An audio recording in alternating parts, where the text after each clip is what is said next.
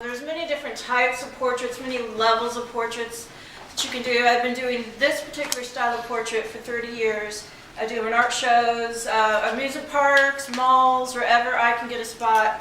When I was younger, I could do them in 5 minutes or less. Now that I'm much older, I average about 15 minutes.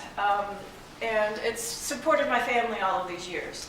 So eventually that evolved into what I'm doing now, which is fine art portraits, which I'm now starting to show nationally and getting a little bit of recognition going from this to that.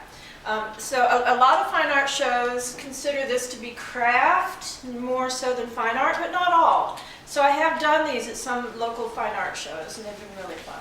So what I'm going to do is I'm going to just draw her the way I normally teach my students. I wrote a national training guide on how to do it for a company that does it in amusement parks. I'm going to just kind of talk through it and show you how to do it. It usually would take me, to do black and white, she looks pretty easy to draw. It'd take me maybe 10 minutes, so this might take about 15 since I'll be talking during it.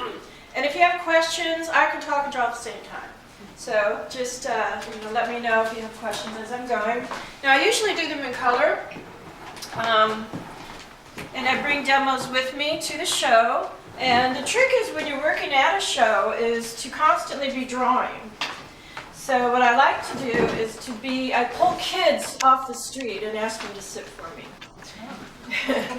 Which took me a couple years to have the courage to do that. But what I'm going to do first, Vanetta, I'm going to ask you to take your glasses off. Okay. I will draw you with the glasses. Now, I didn't put my spotlights up, but I have this is not the setup I bring to shows. It's actually really tall and really wide and really strong because I push hard and and I'm working outdoors, right? So you don't want it to blow over. You can see that on my website. I actually have a page devoted to this. And when I sit at the easel, I actually sit very straight. I think that's from too many years of piano lessons, I'm not sure. But I'm working on, okay, now don't cringe when I say this, okay? I'm working on copy paper.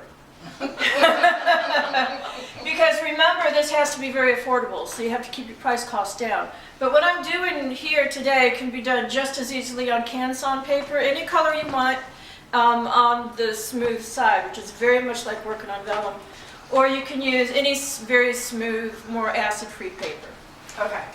So turn just a slight, not quite so far. Okay. Good, right there.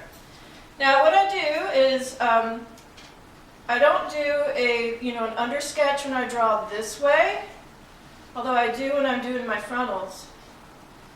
But what I'm doing, and you are welcome, if you can't see, stand up behind me, I don't mind.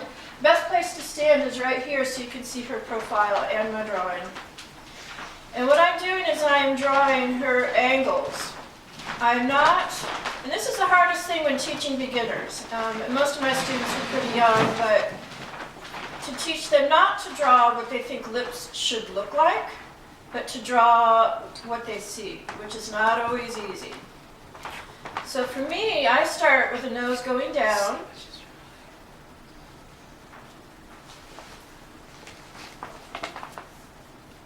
You can see it's pretty quick. I'm using a General's pencil. I usually use a 2B. And then after I do that, I've always had a problem getting this angle of the forehead. So I have resolved that by going from the nose up. People think that's really weird, my fellow sketch artists. And then I may go back in and change these lines. So far, I think it's pretty close. This might be a little long. Do you always do profile? For the quick sketches, yes. Yes. Now I have done funnel sketches quick. I don't like the method. I stopped doing them because I found that they were taken away from my process that I normally use now, which is usually on sanded paper. The quick sketch is no layering, which is not really how I work when I'm doing my studio work. But because you want it to be quick, you keep the layers very simple. So my next step, I'm doing black and white. That's why she's this funny color of gray, you're probably wondering. The next step is putting in the topical skin tone. You just kind of give a guess of where the head's going to be. She looks really nervous, doesn't she? I'm just trying to be still. Don't move or I'll draw you with the mustache. I've never posed before. You're doing a great job. You're doing great, yeah. All right, so I have a light gray down, and then I'm going to go ahead, and remember I'm usually doing this a little quicker because I don't really talk a lot during this part of it, but I'm just kind of lightly putting in where her shadows are falling, which vary depending on your lighting. I find that I draw best if I have a strong overhead light, and usually I clip that to the top of my Cadillac easel with my demo. Are those new pastels? What are you using? These are new pastels, I'm sorry, yes. They are new pastels. I've been working in new pastels. First year I started doing these was in 1984. And they actually were just starting to use new pastels. Before we used those, what was very popular was prang pastels. So, you're not talking expensive stuff here. Okay, so when I blend it in, you see I use different parts of my hand to finger blend, and I finger blend a lot still to this day, although when I do my studio work, I always end with texture. I don't like just finger blended. But I'm using different parts of my finger to get up to the line. I'm making circles. You have to understand anatomy just like any other kind of portrait sketch.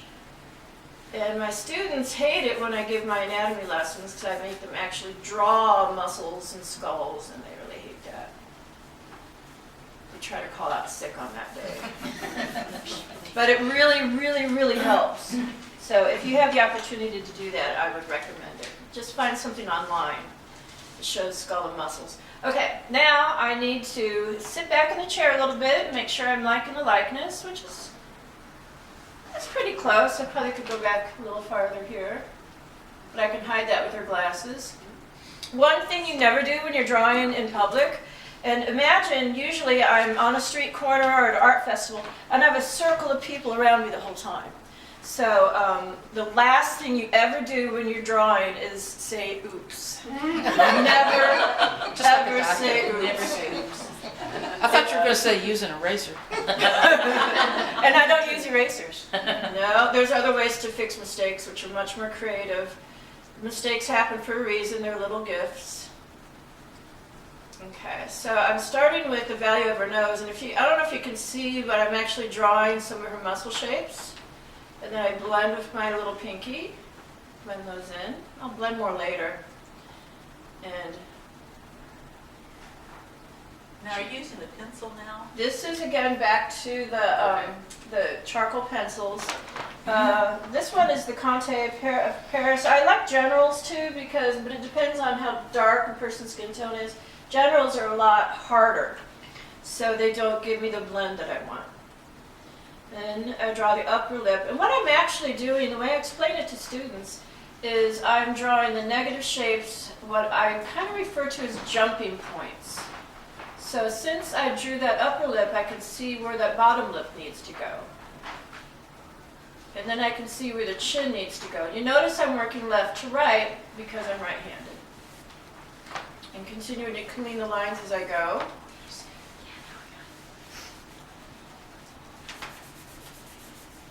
And blending as I go. And then I jump up to the eyes. I'm looking at, it's pretty easy to place a nostril in a profile.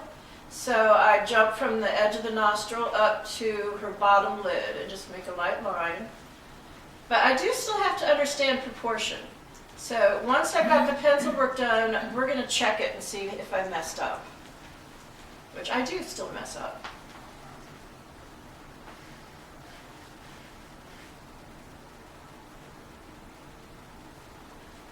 And if you look at my face while I draw, people laugh at me all the time. I look like I'm drawing with my eyes closed. Really, I'm unfocusing them, which gets easier and easier the older I get. I just slide my glasses down, that does the trick. That is so that I can see the large angles versus the small angles. I can see all her muscles. And again, blending according to her muscles. and then I can draw her eyebrows. Now what's really tough is when you have someone who doesn't sit still. And that's where my lovely assistant David comes in handy. He'll read them a children's book or whatever, depending on their age, of course. Sometimes they're just drunk. But the cool thing is, the more drunk they are, the more they don't care what it looks like. So, you get used. better? What's that? Do they tip better when they're? Yes. Also, I'll talk about tips. I sketched during both of my pregnancies. My children are adults now, but with my son, I actually went to a convention to sketch at a convention. I was 9.5 months pregnant, right? 9.5. I'm like, oh, I can do it, I can do it. And I was out here, and he kept kicking the easel. But when I walked in, I did it through an agency company, so I didn't know who I was sketching for. It was a huge convention of OBGYN doctors. I walked away with a mint. Oh my gosh. They were like, oh honey, you were in the right place. You're about ready to pop, aren't you? All right, so I'm jumping from the profile to her hairline. She's got easy hair to draw, I like that. Makes life a little easier. Go down here, draw her hairline here, which allows me to place the ears. See how I did that? Because ears are hard to place and tricky to draw. So my new students, I make them draw ears, like fill pages of just ears, pages of just noses, and then I'm sure they go home and complain. Now, you're not wearing earrings. Do you normally wear earrings? I see you have pierced ears. No. No? No. I've gotten out of the habit of it. Okay, that's fine. I can draw them in if you want. Yeah. I can add a halo if you want. You mean there isn't one?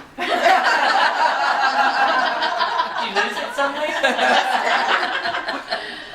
So now I can draw the back of the neck, which, see, when I first drew it, I was off. So now I can see that I need to go out a little farther. That's why when I do a profile sketch, or even a frontal sketch, I don't do the whole thing at once. I don't just do the gestural drawing underneath it, especially for the profiles, because I can jump from one spot to the next looking at the negative space. Okay, so then the last thing I do is the back of her head. Unless I'm doing a double, and then I would stop actually right here. You can see, here's a double. I draw him first, and then I have her sit down.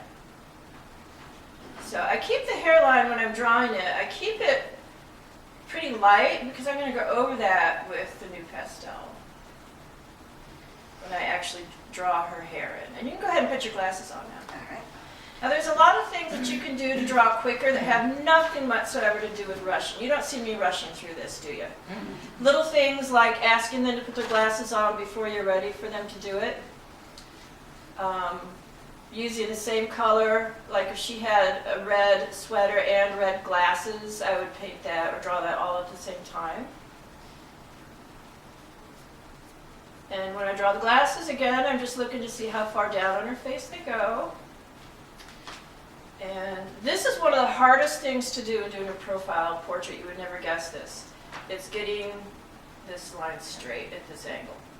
You know, it's really hard to do that and make a straight line. It's much easier to do that from other angles. So, Emily, when you work in color, how much is in your palette? How many pastels? very, very limited. I have maybe, I don't know, maybe 12.